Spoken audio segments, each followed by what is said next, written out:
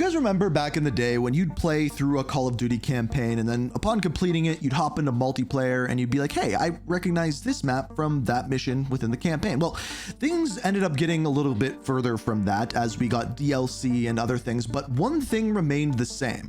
There was always a specific attention to detail that really is no longer seen anymore. That attention to detail now seemingly goes into bundles and paid for items, whether that be in a battle pass or a bundle in and of it itself.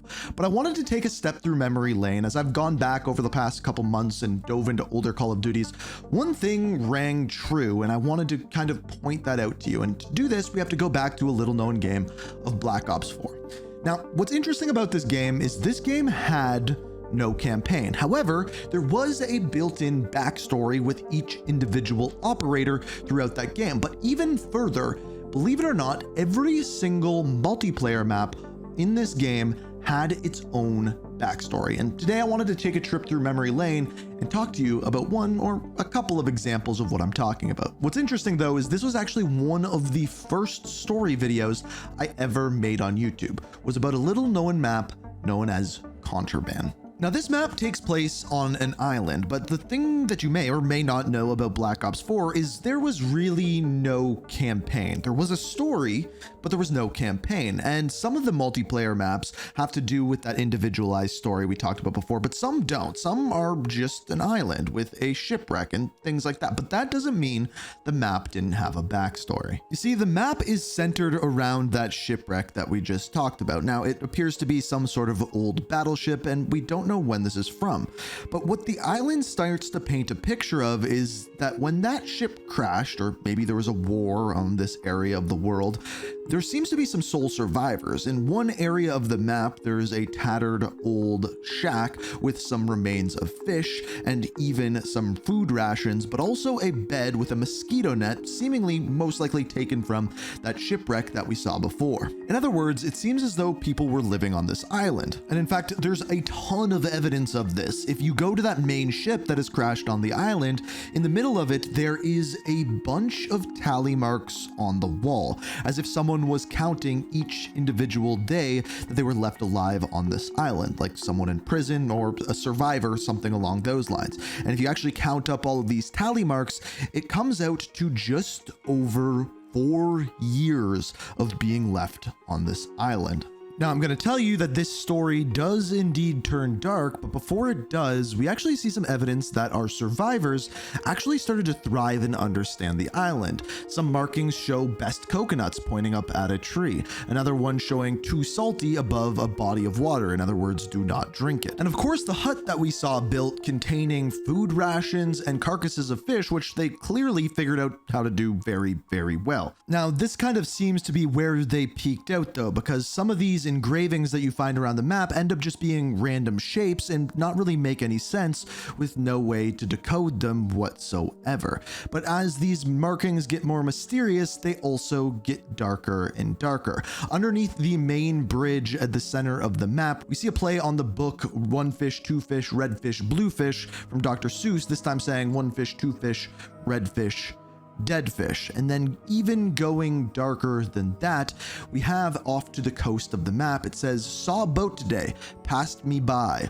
Was it real? So now the survivors starting to question their sanity altogether. Then going even farther, questioning the survivors' sanity, we have a writing that says, fear the water. And then when you go in the water, we see a rock that says, fear the beast. Now, is this our survivors hallucinating, or are they referring to the beast being the shark that can actually be seen out in the water? It could be either or. But again, it gets darker from here, because not in the water, but rather on land, we can see this piece of writing. It says, it follows me, always watching, always stalking me. It won't let me leave.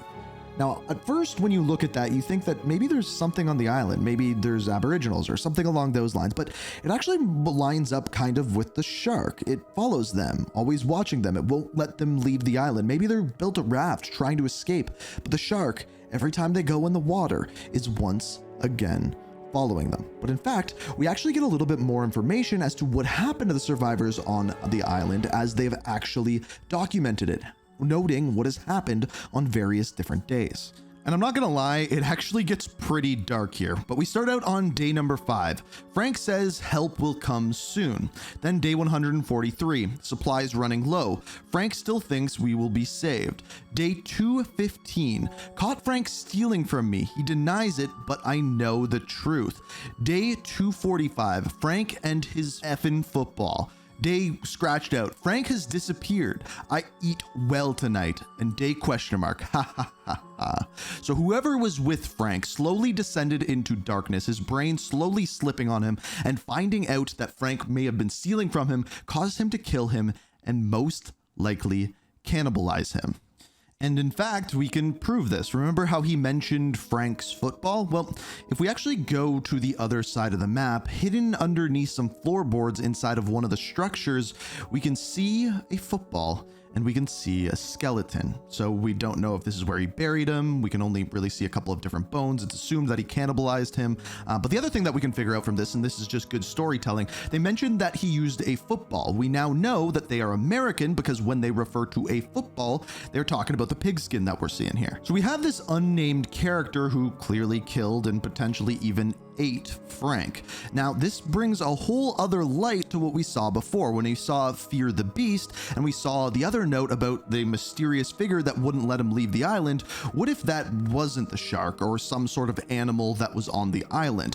What if the beast that they are referring to, or that's always watching, always stalking, was the other person who eventually descended into darkness and killed Frank? Now, another Easter egg just supporting the fact that there were supposed to be survivors on this island is if you go back into the hut that we saw before, inside the hut you can find a volleyball with a blood handprint on it, referring to, of course, Castaway.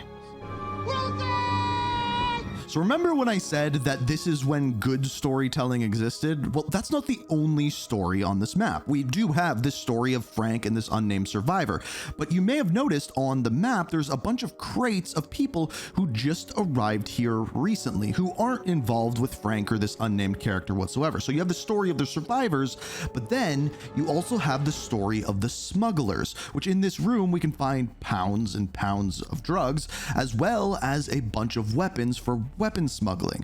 Now, what's interesting here is that this paints a much broader story of what's going on in Blackout and the story behind the archetypes there, but also it tells the story of this group of drug runners and weapon smugglers, most likely working with the Menendez cartel. That's a story for a different day if you really want. But the proof behind this is this also ties together all of the maps within Black Ops 4 as well. You see, underneath a board that is tracking everything running through the island, underneath we can find this manifesto.